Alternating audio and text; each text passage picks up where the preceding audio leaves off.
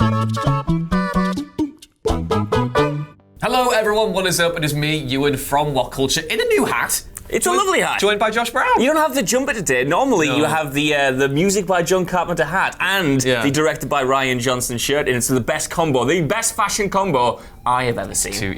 I can't. No, look, this is the fashion. But anyway, Josh, what have we got today about Star Wars? Well, we're in good spirits because apparently EA are actually considering making more Star Wars games, and that's because they recently held their third quarter financial call with investors and shareholders and things like that, and they reported that Fallen Order significantly beat expectations. It was initially projected to ship around 6 to 8 million copies before the end of the fiscal year, which ends March 21st. And in its third quarter alone, it has sold apparently the high end of that, so we can assume about 8 million, and the forecast has changed so that they expect now 10 million copies shipped by the end of March, which is just glorious, Ewan. I think we should all be very smug right now. I think you should all pat yourselves on the back, because this is a thing that everyone's been asking for years now. Like, hey, EA, you got Star Wars. Battlefront's fine. It's fine. It's a little bit of Battlefront here and there. It's fine. But the thing about Star Wars and the video game industry is that it has a long and brilliant history with great, compelling single-player titles, and everyone begged. They begged. They were like, we were on our hands and knees. Please, EA.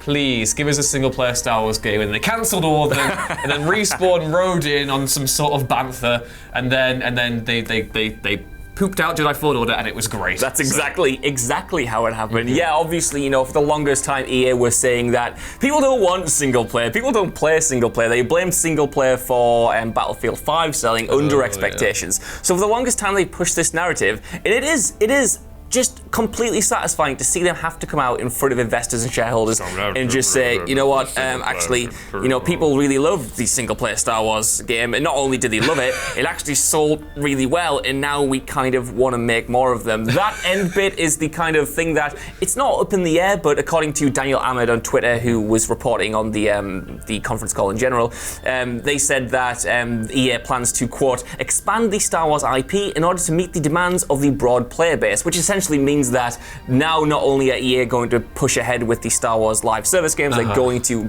take into consideration the single player games that they have historically canned. Yeah, I mean, we've had, rumors over the past few months that EA have a lot of Star Wars games in development right now. There was the really cool Knights of the Old Republic news that me and Scott talked about. I think it was this week or last week. I've lost complete track of time because January is just a ridiculous month. It's been 2 months long. And then there's also the EA Motive project, and I'm sure they're working on something Star Wars related. And then obviously we've got Project Luminous in the horizon, which is a big old thing that's meant to tie back to the High Republic era, which is all sorts of different Star Warsy multimedia goodness. And it seems as though after, we've gone from supposedly having Mickey Mouse yell at EA going, what are you doing with my Star Wars games?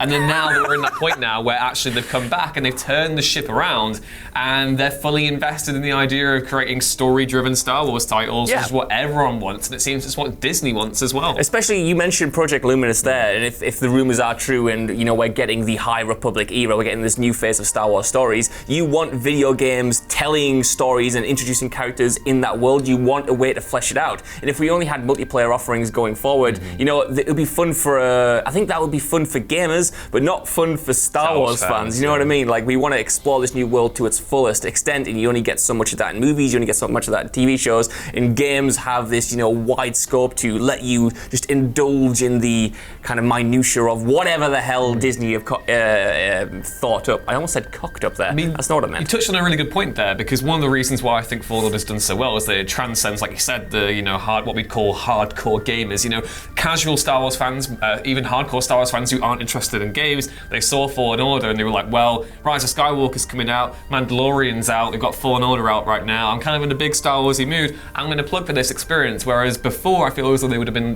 put off by titles like Battlefront, which, I'm not going to say that's a competitive multiplayer experience. I mean, it is depending on who you ask, but it is ultimately a casual multiplayer game. But I imagine that some people who look at multiplayer games with a bit of, and they looked at that and went, I don't really fancy that, and then saw Fallen Order, even though it was slightly challenging, and went, you know what, a compelling single-player title, I can have a swing at that. Well, yeah, you're completely right. I've always found it very, very strange that they tried to make Battlefront, especially the first Battlefront, the casual, mass appeal game, because I do think that if you're just an average, person who's into Star Wars, you see that and you just want some Star Wars goodness. You just want like a story. You don't want to be fighting against other people. Even though multiplayer is incredibly popular, popular. I thought dumbing down the mechanics and making that as arcadey as possible and moving away from what I thought DICE did well with Battlefield was kind of a mistake and not a great match for that brand. Whereas if you have story-driven games, I do think they're much easier to jump in for the average Star Wars fan. It's only anecdotal, but I've been talking to my friends who aren't really into games. They've all picked up Star Wars Jedi Fallen Order, and yeah, they've said it's a bit hard because it is a bit like Dark Souls, but they've enjoyed it nonetheless. You know what I mean? I do think it's those. Ultimately, it's not just iconography we're here for. It's these characters and these stories and these worlds, and that's what we're interested in. That's what got us interested in Star Wars. And you want to see them, in Star Wars games. You want to be able to jump in, and even if it's not characters like even if it's new characters, it's still playing around in that world. It's a world you love, and it's a shame that it's taken EA 7 years to finally understand this. And it's pretty good as well because this isn't just these games aren't just going to locales that we see in the films or doing remixes of familiar environments that we've already grown accustomed to. Fallen Order did of course go back to Kashyyyk, which we saw in Revenge of the Sith, but they've also been the game also has brand new planets, and it also has stuff that has only been spotlighted in expanded universe material before, like Dathomir, which was only visible in the Clone Wars, and then they come back and do that, which is amazing for fans of that show, and I'm sure it'll probably have a knock-on effect for people being like, oh, the Night Sisters, what happened there? I'll go watch the Clone Wars, and then they'll get excited for Clone Wars Season 7, and get excited for that as well. But yeah, like the whole idea of these games are actually bringing a new perspective to Star Wars that has been lacking for a long time, and again, people tapping into that, I feel as though EA probably understand the true value of it. Of course they understand the value of it, but they understand the storytelling value as well. Yeah, I mean, at the end of the day, these brands are sold on the hardcore fans or whatever, and I thought Jedi Fallen Order had that great balance between being accessible for anyone because it's a new story and it kind of riffs on Order 66 and stuff like that, but also it had those deep Clone Wars references and those Clone Wars stories that obviously Ivan's watched the show. I didn't really realize what was going on, but it was still interesting nonetheless. It had got me interested in that show, so for me it hit all the bases and managed to be this just kind of like this love letter to Star Wars. If you had any sort of interest in this property, if you enjoyed the TV shows, if you enjoyed the movies, if you enjoyed previous Star Wars Jedi games, there was something for you. And I do think that, like you said, obviously EA recognize the cash money value of the property now, but hopefully they realize the value of approaching the Star Wars license like this and not just saying people will buy it because it's got stormtroopers in, because it's got characters, it's got Luke Skywalker and it's got Darth Vader in it. It's not.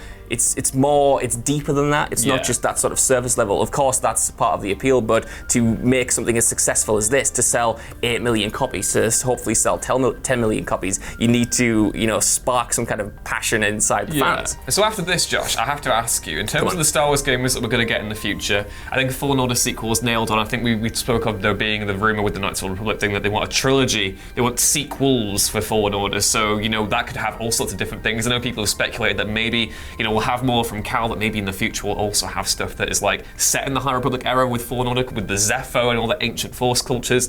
We've got EA Motive's game, which we still don't know a thing about.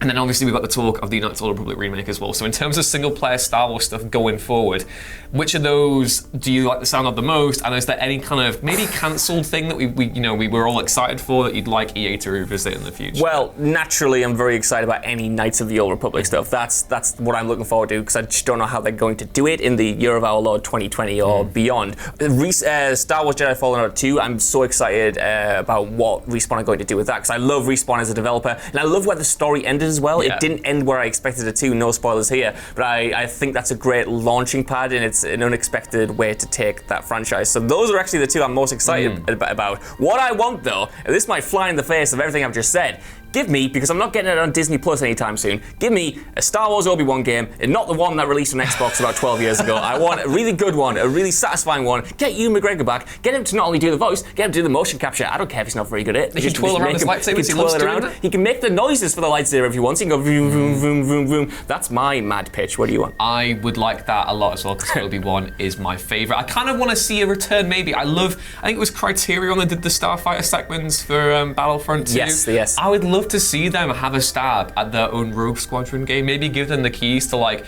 do something along the lines of, there's a series of Star Wars novels out based around Alphabet Squadron, which is set after Return of the Jedi, and it kind of picks up with the themes that we see in the Battlefront 2 story, where it's all about the post Death Star 2 fallout and the transition from the Rebellion into the New Republic. And I would love to see them do like a full-on fighter squadron game where you've got all these different squadrons going in, and just make because the annoying thing about Battlefront 2 is they had this great starfighter mechanic, and then the actual multiplayer kind of hasn't been supported for that particular element of the game. Obviously there are updates everywhere else, but yeah, there's starfighter stuff I would love to see come back in the future. Yeah, it is a shame that you mentioned that actually, because obviously like the starfighter stuff in Battlefront 2 was so good, but yeah, it hasn't been supported in the DLCs really. It kind of feels like they've, probably because it's been made by a different studio, it's not DICE, it's probably harder to get them, especially when they're working on other properties, but I would love to see that. I just want to see EA diversify their portfolio in general. I don't even want live service Star Wars games to go away. I think you can have them as long as they're alongside, great single-player games, great, Jedi games, great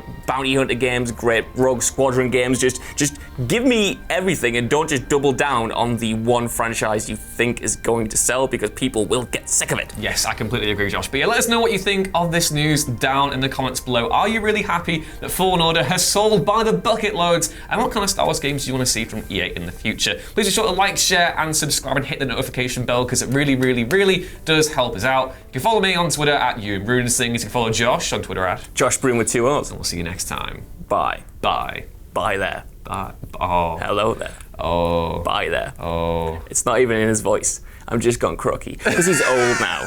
Bye there. Who's more foolish, the fool or the fool who follows him?